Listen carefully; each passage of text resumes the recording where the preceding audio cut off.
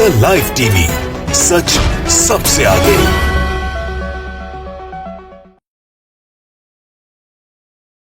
नमस्कार, आदाब। मैं रजा अंसारी, द लाइव टीवी पर आपका स्वागत है। पश्चिम बंगाल का चुनाव चल रहा है। पश्चिम बंगाल में अब लड़ाई तिकोने हो चुकी है। कल तक भारतीय जनता पार्टी और दूसरी तरफ टीएमसी के बीच चल रही थी, तो अब भारतीय जनता पार्टी के पास कैडर नहीं मिल रहा है, कैंडिडेट नहीं मिल रहा है। कांग्रेस के कैंडिडेट को बिना बताए वो टिकट दे देते हैं, और टिकट जब नहीं स्वीकारा जाता है तो अपॉलॉजी लेटर सामने आ जाता है। अब सवाल ये उठ गया है कि खड़गपुर में प्रधानमंत्री नरेंद्र मोदी ने कहा है कि 70 साल से जितना जो है सीपीआईएम, कांग्रेस और ममता बनर्जी ने विनाश किया है, उसको हम 5 साल दीजिए, विकास कर कर दिखाएंगे। अब कहां पर उन्होंने, गुजरात में, या आप कह सकते हैं मध्य प्रदेश में, या फिर आप बिहार पकड़ेंगे, उत्तर प्रदेश पकड़ेंगे, इन जगहों पर विकास नहीं हो रहा है, मगर साहब को यहीं पर विकास नजर आ रहा है। तो कुछ आज सामान्य व्यक्ति है जिनसे हम बातचीत करें, कुछ पॉलिटिकल लोग हैं, नॉन पॉलिटिकल लोग हैं, उनसे एक बात बताइए। वो प्रधानमंत्री नरेंद्र मोदी ने कहा है खड़गपुर में कि 70 साल से कांग्रेस और टीएमसी और सीपीआईएम ने बंगाल को पीछे ढकेल दिया, हमको 5 साल दीजिए, हम ठीक कर देंगे। जी जी जी, अरे मोदी जी, आप सुन लीजिए कान खोलकर। आपको 5 नहीं 10 साल तक हम लोग दे दिए, और 10 साल में, अब तो 70 साल की बात कर रहे हैं, 10 साल में, 70 साल में जो जो डेवलपमेंट कांग्रेस की सरकार ने किया, और जो जितने डेवलपमेंट किया एलआईसी से लेकर सारे कुछ को आप अभी बेचने की काम कर रहे हैं। तो जो बेच रहे हैं, तो आप क्या भरोसा कि आप बंगाल के इतने अच्छे चीजों को बेच नहीं देंगे, आप कॉलेजों को बेच नहीं देंगे, आप जो फैक्ट्रियां है, जो न्यू जनरेशन के लिए जो एक एम्प्लॉयमेंट के आशा है, उस आशा को आप बेच नहीं देंगे बंगाल की जनता। और खास करके मैं बताना चाहता हूं, जो बंगाली देख रहे हैं, हिंदू मुसलमान में यहाँ कोई आपस में भाईचारा है यहाँ। और एक बात सुनिए, ये जो सरकार मोदी जी का जो लाने की कोशिश कर रहा है, ये बंगाल विरोधी सरकार है, ये बंगाली अस्मिता की विरोधी सरकार है, ये रविंद्रनाथ ठाकुर का, टैगोर बनाने का सरकार है। जो जिनको मालूम नहीं कि रविंद्रनाथ ठाकुर को ठाकुर कहा जाता है, उस जैसे बीजेपी को बंगाल रिजेक्ट करते हैं। ये नेताजी सुभाष चंद्र, ये स्वामी विवेकानंद का बंगाल है। ये स्वामी विवेकानंद के बंगाल में किसी बीजेपी जैसे सांप्रदायिक और जालिम, सिर्फ जालिम ही नहीं, युवाओं का दुश्मन, महिलाओं का दुश्मन। क्यों महिला का दुश्मन? हाथरस का कांड इसकी गवाह है। सिर्फ हाथरस नहीं, बहुत जगह इसका ज्वलंत उदाहरण है।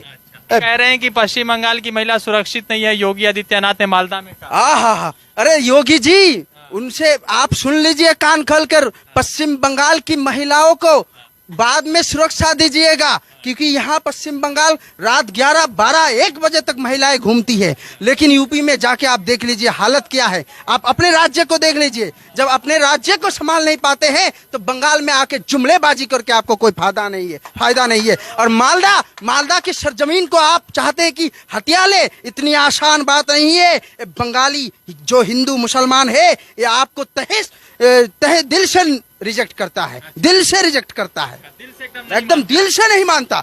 क्योंकि बंगाल के लोगों की अंदर जो जहर घोलने की कोशिश कर रहा है ना, ये उनका कामयाब नहीं होगा। क्योंकि बंगाल के अंदर पहले से ही भाईचारा मौजूद है, इसकी नस नस में भाईचारा चल रहा है, खून खून में भाईचारा है। तो बंगाल में ये आ नहीं सकता, और इनको हम लोग रिजेक्ट करते हैं, बार बार करते हैं।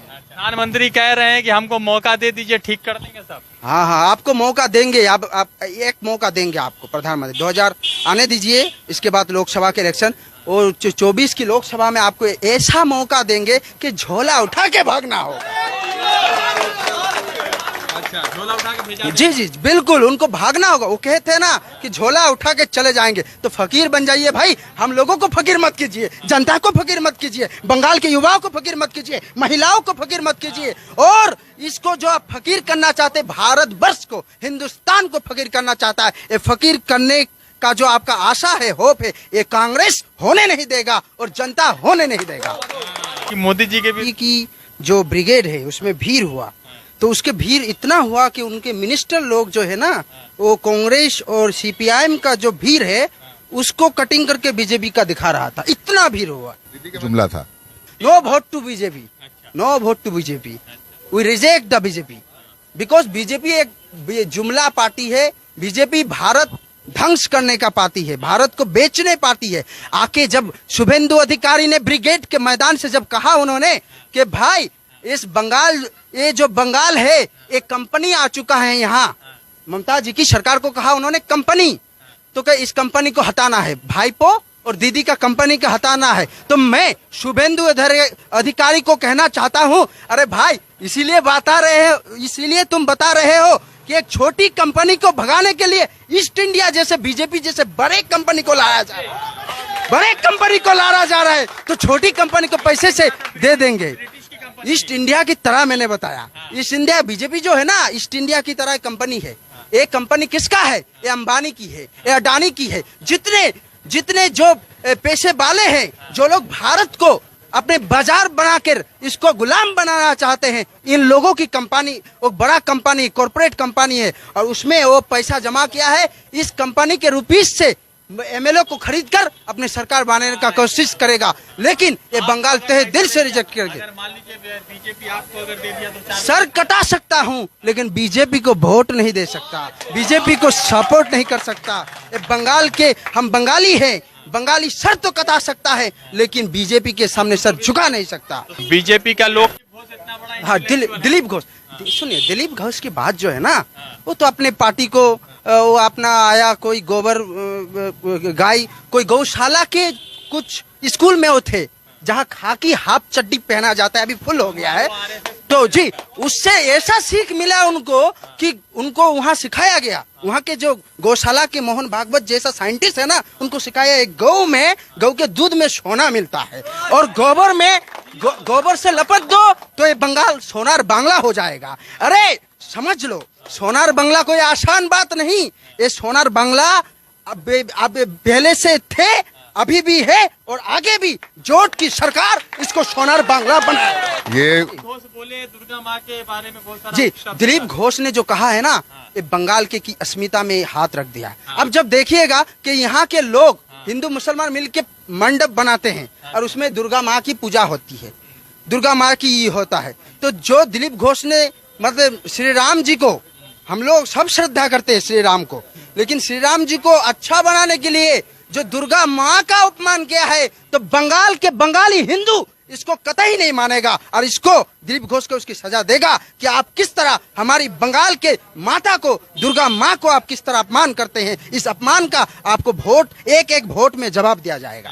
दिलीप घोष क्षमता जब आज ताकत में आ जाएगा, शासन में आ जाएगा, तो वो कहेगा कि भाई मैंने तो कहा था सोनार बंगला बनाऊंगा, लेकिन सोनार बंगला ये नहीं कहा था कि असली सोना का बनाऊंगा, दूध में जो सोना आता है, गोबर में जो सोना आता है, उस सोना से सोनार बंगला बनाऊंगा। तो इस तरह की सोना नहीं चाहिए हमें, असली सोना चाहिए। वो जो ग्रीन सोना है ना, ये जो ग्रीन है ना, बंगाल के जो प्राकृतिक जो एक सौंदर्य है, जो इसके खूबसूरती है, जो उसके ब्यूटीनेस है, उस ब्यूटीनेस को हम लोग चाहते हैं, और वही आएगा। आप देख लीजिए, नहीं चाहिए, बंदूक नहीं चाहिए। ये कांग्रेसी जो है, ये जो राहुल गांधी है, जिनको लोगों ने समझने में देरी किया, और हमारे भूतपूर्व प्रधानमंत्री श्री डॉक्टर मनमोहन सिंह ने जो आर्थिक सुधार किए, वो आज एग्जाम्पल की तौर पर देखा जा रहा है, और पूरे दुनिया भर में इसकी चर्चा हो रहा है। तो समझने की बात है, जो नौजवानों को 2 करोड़ से लेकर करोड़ 15 लाख रुपया, तो ये वो तो मोदी जी ने, हाँ, वो पैसा ऐसा आया कि सपने में आया, और बाद में जब टीवी में देखा तो अमित शाह जी ने कह दिया जुमला है भाई। तो इन जुमले की सरकार को ये बंगाल रिजेक्ट कर दिया है।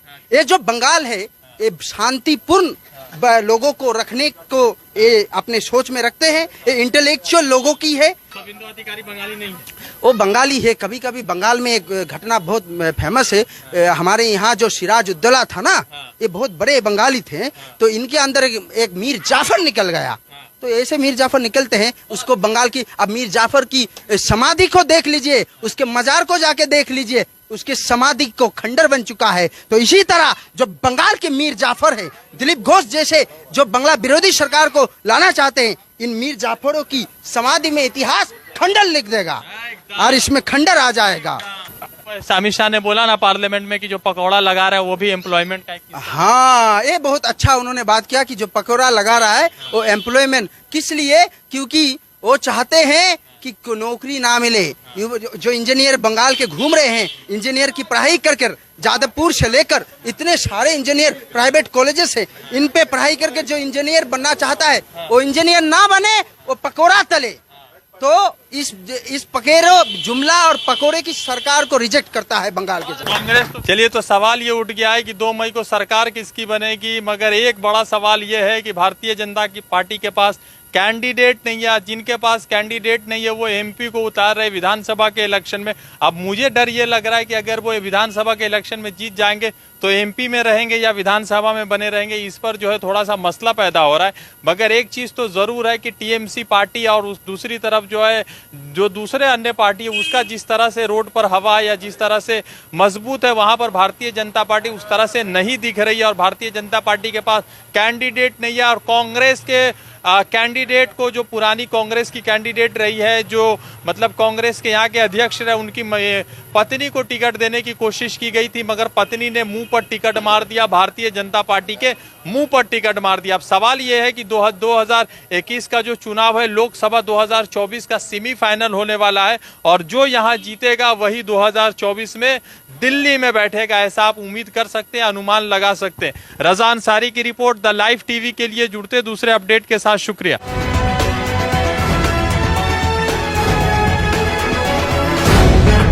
द लाइव टीवी, सच सबसे आगे।